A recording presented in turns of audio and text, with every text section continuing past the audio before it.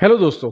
अगर आप किसी ऐसे चैनल की तलाश में हैं जो कि ना सिर्फ आपको प्रोवाइड करे फ्री सिग्नल्स बल्कि आपको सीखने का मौका दे, एक ऐसा प्लेटफॉर्म जहां पर आप अपने क्यूरीज सवाल और एज अ ट्रेडर फंडामेंटल्स और टेक्निकल एनालिसिस को लर्न कर सकें, खाली सिग्नल्स की बेस के ऊपर, चीनो मीनो सिग्नल्स की बेस के ऊपर या पेड सिग्नल्स ग्रुप की बेस के ऊपर आप एक हद तक आगे जा सकते हैं इस मार्केट के अंदर।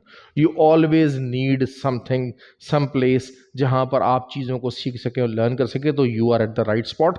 Forex Blaster community and Forex Blaster academy. और ये सब कुछ है free, it is totally free. Forex Blaster community जो है वो अगर आप ज्वाइन करना चाहते हैं तो उसके लिए आपको करना क्या पड़ेगा, सिर्फ ऑक्टाफेक्स और एक्सएक्स का आईबी लिंक वीडियो के डिस्क्रिप्शन में दिया हुआ है, वहाँ से आप उसको ज्वाइन इन कर सकते हैं। और उसके अलावा व्हाट्सएप नंबर भी नीचे दिया हुआ, you can contact me for that purpose. अच्छा, ये सब कुछ तो है फ्री, और अगर आप ऑलरेडी ऑक्टाफेक्स और एक्सएक्स पर ही काम करते हैं तो फिर आपको जो है वो आसानी ये है कि आपको सिर्फ और सिर्फ आईबी नंबर चेंज करना है। लाइव चैट के ऊपर जाके you just need to change the IB number and you can have that, you can join that group. अच्छा, मैं इस टाइम पे जी फॉरेक्स ब्लास्टर एकेडमी में हूँ आज, तो यहीं से वीडियो बना रहा हूँ। फॉरेक्स ब्लास्टर एकेडमी, इसके कोर्सेज होते हैं, बेसिक कोर्स है, एडवांस कोर्स है, फंडामेंटल कोर्स है, क्योंकि इस फील्ड के अंदर बगैर लर्न किए आप कुछ भी अर्न नहीं कर सकते। एक लंबी रेस, एक फुल टाइम ट्रेडर आप नहीं बन सकते। उस ट्रेड के लिए आपको एक फॉरेक्स ब्लास्टर एकेडमी मौजूद है, फिजिकल और ऑनलाइन दोनों क्लासेस मौजूद हैं। Registrations are there going, obviously उसका फीस है क्योंकि जरिए बात है यहाँ पर ऑफिस रन हो रहा है, सब कुछ हो रहा है, एक क्वालिटी एजुकेशन मिल रही है।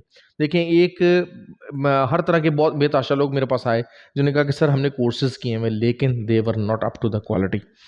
तो अच्छा, दूसरा ये है कि फॉरेक्स ब्लास्टर कम्युनिटी का जो वीआईपी ग्रुप है उसके लिए आपको हमारे आईबी के साथ साथ जो है वो फॉरेक्स ब्लास्टर एकेडमी का स्टूडेंट होना, दोनों चीज़ें जो होंगे तो they will be the from in they will be indulge into the VIP group. तो वहाँ पर ज़ाहिर बात ऑब्वियसली, क्योंकि वहाँ पर जितने हैं ट्रेंड लोग हैं, हम लोग एक ऐसे ट्रेंड लोगों के जो है वो चलते हैं, क्योंकि हमारा जो बेसिक कोर्स भी है वो आपको एक अच्छा खासा ट्रेडर बना देता है, आपको प्रॉफिटेबिलिटी के अंदर मदद देता है, चीज़ों को सीखने में मदद देता है,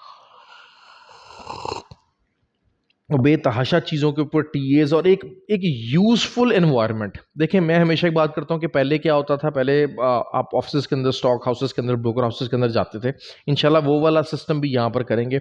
आप वहाँ पर बैठते थे फ्लोर के ऊपर, जो इंफॉर्मेशन होती थी, इंफॉर्मेशन डेस्क होता था, टीएज होते थे, वो सब कुछ शेयर किया जाता था और देवर ऑल ट्रेंड पीपल। तो मैं एक ऐसा सेट ऑफ कम्युनिटी जो वीआईपी ग्रुप होगा उसको इस तरीके से तैयार किया जाएगा जहां पर एक ट्रेंड सेट ऑफ पीपल होंगे, वो हर चीज़ को टेक्निकल साइड के ऊपर जो कि उन्होंने लर्न किया होगा हमारी एकेडमी के अंदर, उस पॉइंट ऑफ व्यू से देखेंगे, उस पॉइंट ऑफ व्यू से डिस्कशन होगी, उस पॉइंट ऑफ व्यू से चीज़ें शेयर की जाएंगी। और फंडामेंटल के लिए आपका भाई तो है ही है। क्यों? क्योंकि fundamentals are always the key. Fundamentals के बगैर आप कुछ भी तरक्की नहीं कर सकते। फंडामेंटल कोर्स भी प्लान कर रहे हैं इंशाल्लाह, तो लेट्स सी कि वो चीज़ें कहाँ तक जाती हैं। अच्छा जी, मंडे को बात कर लेते हैं।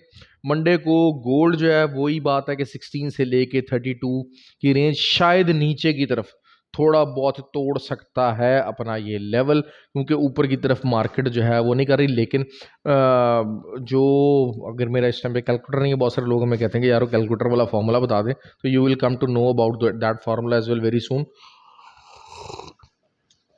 तो होता बेसिकली क्या है कि आपको जो है वो चीज़ जो मिल जाती है गोल्ड के ऊपर, जो लेवल हो सकता है वो थोड़ा बहुत आप यही कह लीजिए कि 16 की एक बहुत बड़ी सपोर्ट है।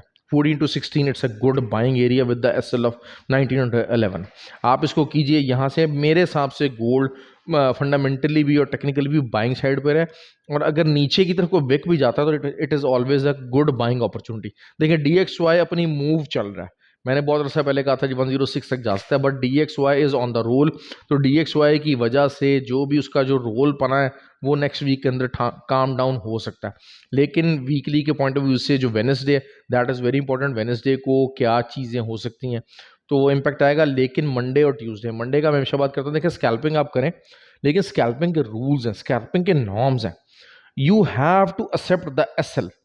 स्कैल्पर जो होगा, वो जो अच्छे स्कैल्पर्स होते हैं, जो कि एक बड़े लेवल के स्कैल्पर्स होते हैं, या तो ये है कि वो ये चीज़ होती है कि स्टार्ट की 2-3 दिन की ट्रेड लेते हैं, 2-3 ट्रेडें लेते हैं, अगर 2-3 एसएल हो गया तो they get out of the market. वरना अदरवाइज वो क्या करते हैं कि कुछ स्कैल्पर्स होते हैं वो अपना रिस्क फैक्टर छोटा करते हैं, 15-20 ट्रेड्स लेते हैं, लेकिन उसके में उनके 7-8 एसएल हिट होते हैं। ये लाजमी आपको बताना चलूं कि they do have to face SL. Scalping करना चाह रहे हैं, स्कैल्पिंग के अंदर एसएल मस्ट है। रूल क्या है? Higher the lot size, smaller the TP, smaller the SL. Lot size छोटा होगा आपके अकाउंट के हिसाब से, लॉट साइज छोटा होगा, टीपी आपका बड़ा होगा, एसएल भी आपका बड़ा होगा। That's it. ये एक सिंपल फॉर्मूला है। इस फॉर्मूले के तहत अगर आप चलेंगे, एसएल होगा होगा होगा होगा लाजमी।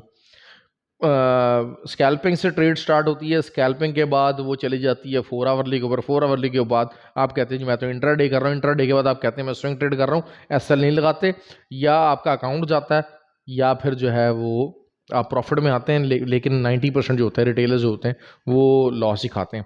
दूसरा जीबीपी यूएसडी, मैंने आपको बहुत क्लियरली लेवल बताए हुए थे, 1.238 अगर मिल जाए तो क्या ही बात है, क्या ही बात है। और ये वो ट्रेड होगी जो आप लंबा होल्ड भी कर पाएंगे। जीबीपी बैरल प्रेशर के अंदर है, GBP is under selling pressure, क्योंकि जीबीपी का जो है वो ही बात है कि इंटरेस्ट रेट बढ़ने का उन्होंने क्लियर इंडिकेशन दे दिया कि we are not going to increase the interest rate, तो जिसकी वजह से जीबीपी प्रेशर में यूएस इकोनॉमी का इंटरेस्ट रेट डिसीजन एक आधा आ सकता है।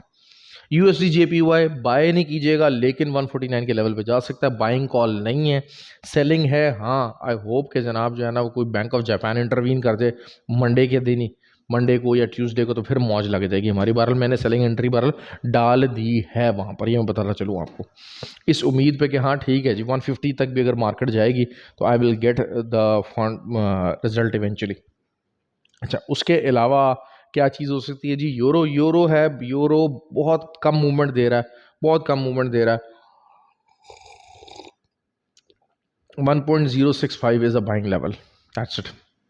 नैस्डैक, अच्छा नैस्डैक का जो बेयर फ्लैग है वो बड़ा ज़बरदस्त परफॉर्म कर रहा है, बहुत ज़बरदस्त परफॉर्म कर रहा है, लेकिन असल चीज़ यही है कि अगर गोल्ड ऊपर जाता है तो नैस्डैक को भी पुश मिलता है। क्यों? क्योंकि थोड़ा बहुत जिसे कहा जाए कि अगर जो है वो नॉर्मली क्या होता है कि अगर जो फेडरल रिजर्व है थोड़ा सा ज़रा बैक साइड पे होता है, इंटरेस्ट रेट इंक्रीज करना बंद करता है, तो फिर उसमें से जो पैसा निकल के इंडेक्सेस के अंदर जाता है। दूसरा ये कि DXY थोड़ा सा रिट्रेसमेंट ले सकता है, तो फिर नैस्डैक भी ऊपर जा सकता है, और नैस्डैक का जो लेवल है वो 15,425 हो सकता है। It can be a good selling level. लेकिन ये है कि ओवरऑल जो H4 का जो बेयर फ्लैग है, जिसका मैंने फ्राइडे नाइट को जिक्र किया था फ्री व्हाट्सएप ग्रुप के अंदर, अगर वो टूट जाता था तो बहुत अच्छी बात है, और 15,045 could be the target. Oil, oil का सिंपल ट्रेड है, बिल्कुल ऑयल की सिंपल ट्रेड है।